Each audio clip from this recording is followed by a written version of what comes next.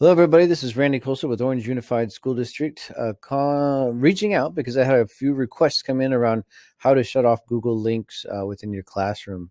So let's say I've actually logged into Google Classroom. So here's all of my classes. I'm going to jump into this particular class, and I'm going to notice that I have a meeting link here, and I don't want this meeting link up anymore. I want it to stop running so the students aren't attending it. I can change that setting or turn it off and make it not visible to students by clicking on that cogwheel. And then down under here, I can change class codes or actually just turn the whole thing off for my students down here where it says meet.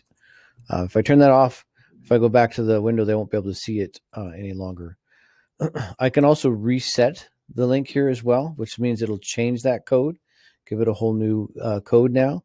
So once I turn it back on, the old code that existed no longer works. And just to show you that once I turn it off here, when I go back to, I save it and go back to my class setting or my class stream in this area, there should no longer be a visible link here for your students. I can still see it because I'm the teacher, but this eye icon shows that this link will no longer be available to the students.